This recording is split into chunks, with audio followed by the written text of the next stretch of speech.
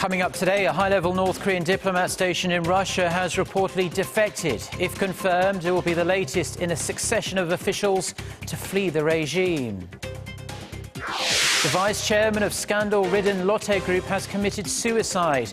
He was due to be questioned by prosecutors over the irregularities plaguing the retail giant. Plus, light jackets at the ready as the heat wave is over. Wet and cool conditions return to Korea after weeks of sweltering temperatures and high humidity. Stay tuned for these stories and more.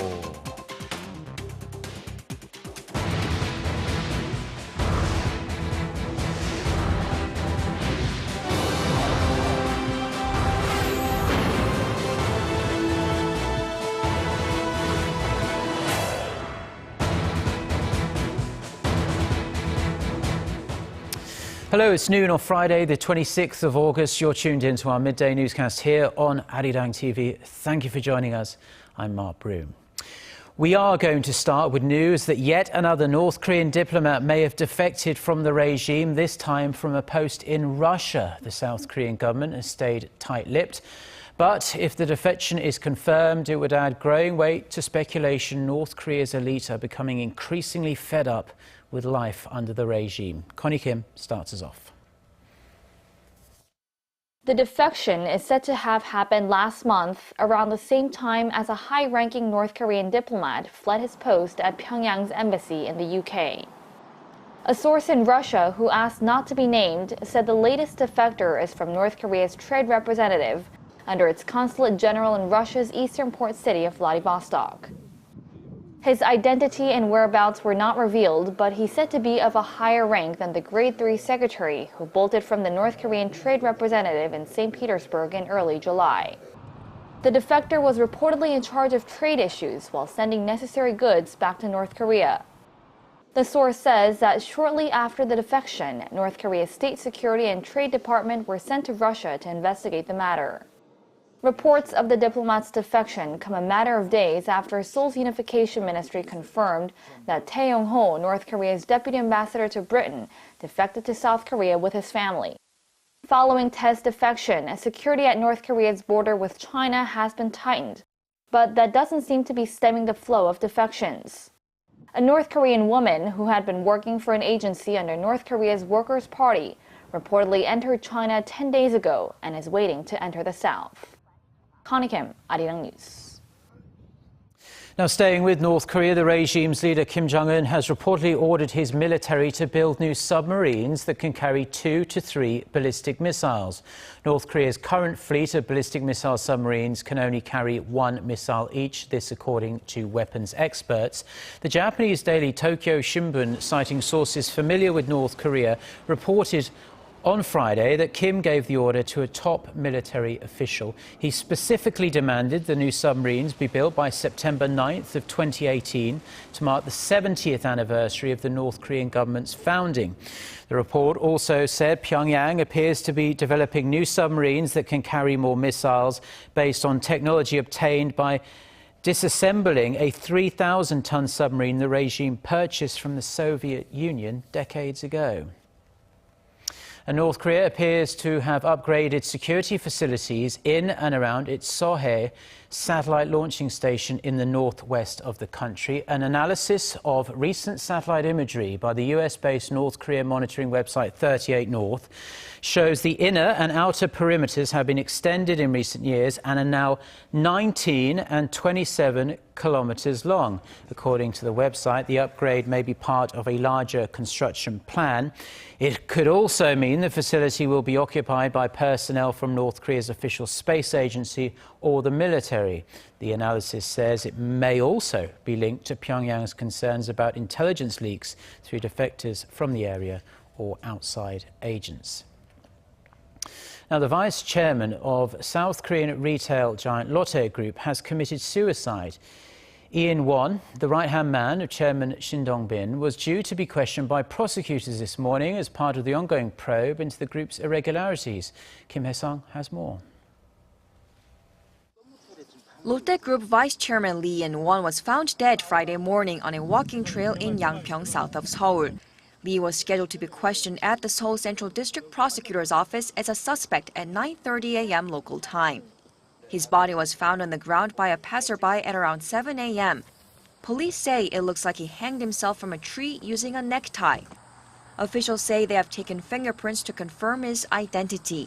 Lee's handwritten will was found in his car, which was parked nearby.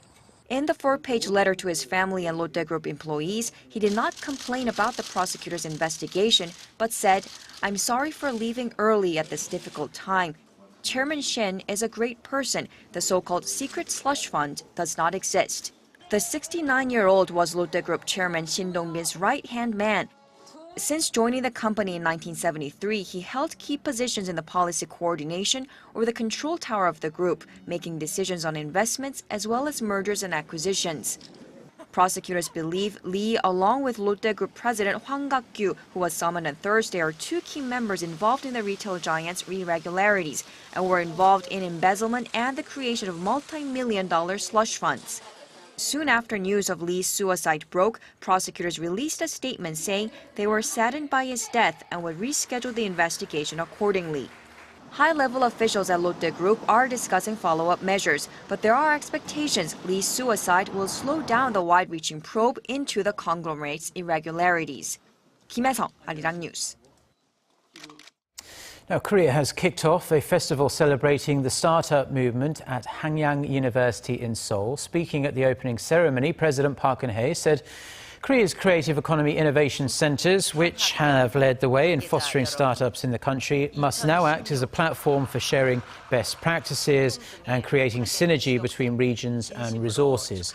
The 17 innovation centers have so far supported over 2,800 startups and small-sized companies. They've also attracted over $250 million in investment, or 10 times as much as a year ago when the national network was completed. The system has been exported to South America and the Middle East as a model of an innovative economy. Korea's three major political parties have resumed their deliberations on the government's almost $10 billion supplementary budget plan. The floor leaders of the parties agreed Thursday to put the budget bill up for a full floor vote next Tuesday. Officials hope the supplementary budget will breathe fresh life into Korea's sluggish economy. It will include the restructuring of ailing shipbuilding and shipping companies by recapitalizing state-run lenders. Deliberations stalled last week as the opposition refused to go ahead with the review session without first completing the witness selection for next month's hearing on the shipbuilding and shipping industries. Staying with politics, and Korea's main opposition, Minjoo Party of Korea, is preparing to select a new leader at its national convention this weekend. The candidates say the party needs a leader who is capable of bringing about a change in government at next year's presidential election. Shin Se-min reports. There are three candidates running to lead the main opposition Minjoo Party. Lee Jong-gun and Chu Mi-ae, both fifth-term lawmakers, and Kim Sang-gun, a fourth-term lawmaker. All three are vowing to lead the party out of the factionalism that has plagued it in recent years and put it on a path to victory in the 2017 presidential election. In recent years, the party has been dominated by two major factions, one loyal to the late President Roh Moo-hyun and another loyal to former party leader and presidential candidate Moon Jae-in. Candidates Kim and Chu are considered to be part of the Moon faction, while Lee Jong-gun is an independent. Despite their similarities, there are some subtle differences in their campaign pledges.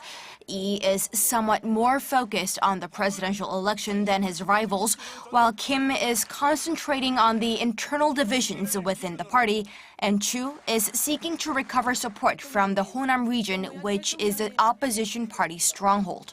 The region overwhelmingly supported the minor opposition People's Party during the general election in April.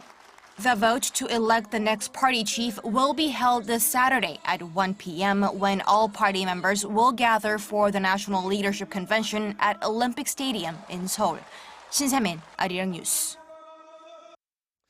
Now, Korea's consumer sentiment showed improvement again this month, marking a high not seen since late last year. This comes despite lingering concerns about the government's corporate restructuring drive. Jong-un has the details. Korea's consumer sentiment hit an 8-month high in August. The Bank of Korea says the composite consumer sentiment index came in at 102 for this month, the same figure as last December. That's up 1 point from July when the reading bounced back above 100. The index shows an improvement for the second consecutive month after the readings in May and June came in below 100 due to the government's corporate restructuring drive, which triggered fears of massive layoffs in the country's shipping and shipbuilding industries. A reading above 100 means optimists outnumber pessimists. The monthly index reflects consumers' outlook on the economy, their living conditions, and future spending plans. The central bank says the rosier outlook on the economy comes after Standard & Poor's decision to upgrade Korea's credit rating from AA- to AA, with a stable outlook on the country's steady growth and flexible fiscal and monetary policy.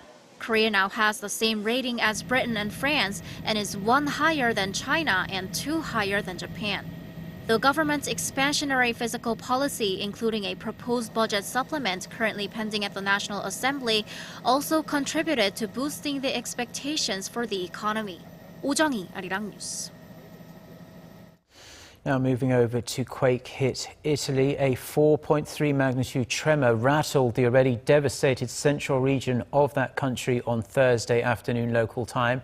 Round-the-clock rescue efforts have been ongoing to find survivors trapped under the ruins of collapsed villages. However, hundreds of aftershocks since Wednesday's 6.2 magnitude quake are hampering those efforts, and the death toll is continuing to rise. At least 250 people are now known to have died and more than 300 were injured so far. More than 30 tornadoes have hit the US states of Indiana and Ohio over the past 48 hours, destroying homes and businesses. So far, only minor injuries have been reported, mostly from flying debris. Thousands were left without power, but electricity has since been restored to homes that are still standing, at least. One of the tornadoes that touched down in central Indiana was classified as an EF3 for its intensity, the 4th out of 6 levels, and packed winds of up to 265 kilometers an hour. It's a state of devastation, as you can see, and a state of emergency has been declared in Howard County, Indiana, after the city of Kokomo was hit by multiple tornadoes. The latest wave of twisters comes just a week after another series of tornadoes swept through the state. The Global Fund to fight AIDS, tuberculosis and malaria has provided $3.7 million in aid to fight malaria in North Korea. According to Voice of America on Friday, the money will be used by UNICEF to provide North Koreans with mosquito nets, insecticide and medicines. Since 2010, UNICEF has provided over 2 million mosquito nets to North Korean households. Starting this year through June 2018, the Global Fund will provide $8.8 million in aid to North Korea to fight the mosquito-borne disease. Now, Korea got off to a much cooler start to the day on Friday as the prolonged stifling heat wave that gripped the nation for weeks was washed away by downpours overnight. According to the National Weather Agency, morning lows were 19.5 degrees Celsius in Seoul, and that is more than 4 degrees lower than Thursday morning. It's still going to be pretty warm, though. Afternoon highs, although lower, will range between 24 and 32 degrees Celsius. As of yesterday evening, special heatwave alerts have been lifted for most of the country except for southern Jeollanam-do province and Jeju Island, where a heat advisory is still in place. As for the rain, it should pass during the day, with Seoul and Gyeonggi-do province forecast to get around 20 millimeters of rainfall on Friday.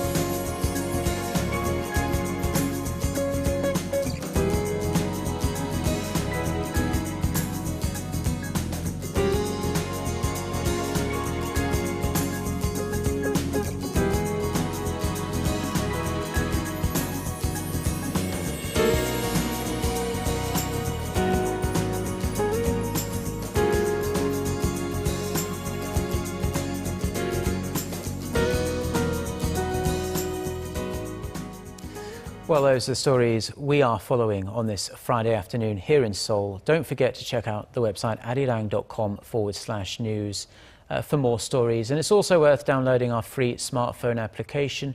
Just search for Arirang TV in your app store and you'll be able to find it. Have a great day, and if we don't see you, a wonderful weekend. Goodbye.